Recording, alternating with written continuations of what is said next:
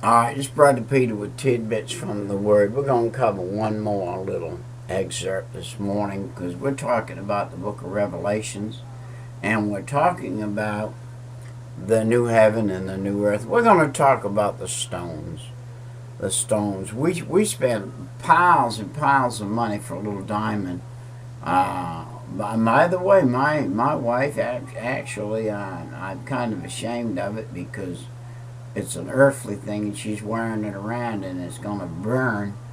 It might be nice to sell it and get the money on up to the heavenly heavens that we can have it for eternity rather than to wear here. But those diamonds at one time were worth a lot. Now they're not worth anything. We could probably get more for the gold ring right now than we paid for it. And that might be something we need to look into now that we're talking about it.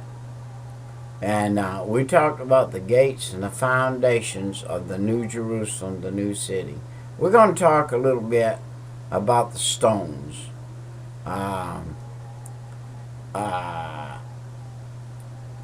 He said that he measured the city to be 1,500 miles square. They're 300 feet and 25 inches per cubit. A cubit is 300 feet and 25 inches. And he talked about, you say, how you know that, Brother Peter? I got a Bible sitting in front of me that's telling me that. That's telling me that they've taken modern day measurements and they've figured this out. But the interesting thing is here is the measurement of 12 and 1/2 feet long is a measurement of the pearls, I think. The pearls are going to be, there's going to be 12 gates, and the gates are going to be pearls. And each gate is one pearl. The gate that would cover the tomb of when Jesus Christ was put in a tomb was around rock, rolled up into the door of the tomb, and pearls around, and pearls can be a gate. They can be rolled up over a 12-foot hole, and a 12-foot pearl could roll into that hole and stop right there and be the gate. And then it could be opened or closed. It could be rolled in or rolled out. Can you imagine rolling a 12-foot pearl? All right. The beautiful sea stones. Some stones I like to look into. I like looking into a great sea. They're translucent or transparent in their purity. And there are 4 stones listed here that are transparent stones or translucent. And there are 4 kinds of stones that are known today of men. And these are high-priced stones. And one of them is the bluish-white stone. And there is a dull, milky stone. And there is a brownish-black that's at least beautiful, but I bought my wife one of those when I was over in Jerusalem in 1973. I went to Jerusalem, and I bought my wife one of those brown stones in a ring. Very big.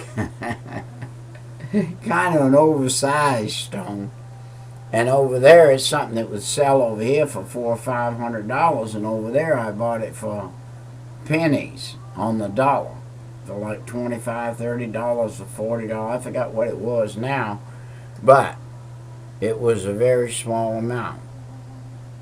But one of the most beautiful of all of the stones is a yellow-red stone, and it's only found over there in the East Indies. And these stones that he's talking about that are going to be the foundations, in the foundations of the city, are all precious stones. And stones, God made stones for a reason, and the stones are precious, and there's a certain amount of them we'll put on the earth, and that's one thing that makes them precious. And there's a green stone, 4 and 3 talks about that stone. And then there is an agate. An agate stone is a bluish white and red. And there is a red stone. And the building of the foundations of it in the manner of precious stones. And it says right here, the New Jerusalem, chapter, by the way, I'm in chapter 21 and verse 18. Get your Bible out, King James Version, 21 and 18 through 20, 19 and 20.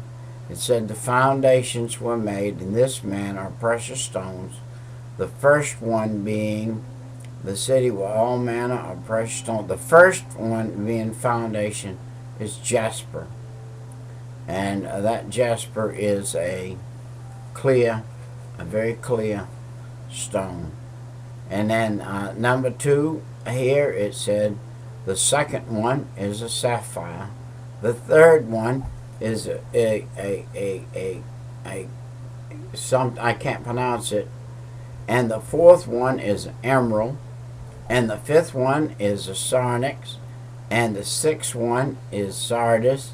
And the seventh one is crystallite.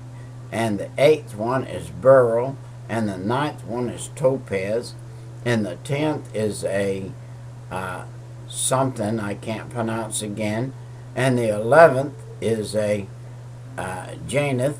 And the 12th is an amethyst. Now, if you want to go to chapter 21 and verse 18, 19, 20, and you cipher out what those words are, those stories, you say, Brother Peter, you ain't got no business being on this YouTube if you can't pronounce those names or anything. But I'm gonna tell you what, I don't know how to. I can go over here on the side and it tells me those little lines and how to pronounce those words.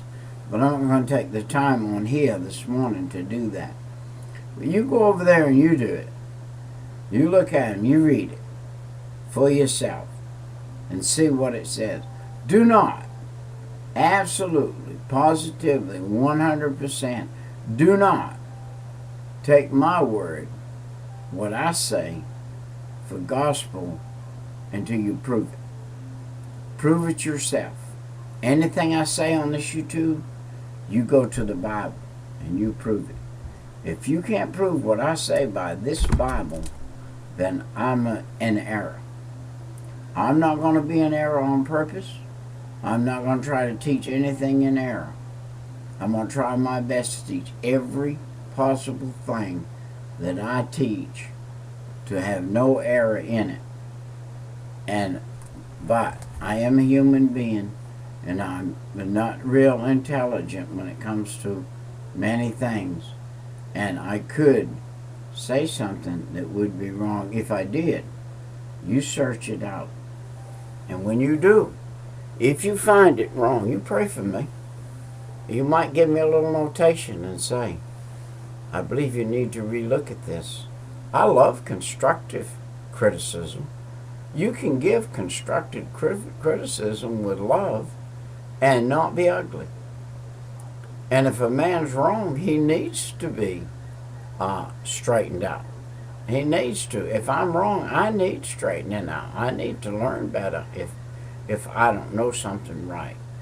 So you let me know.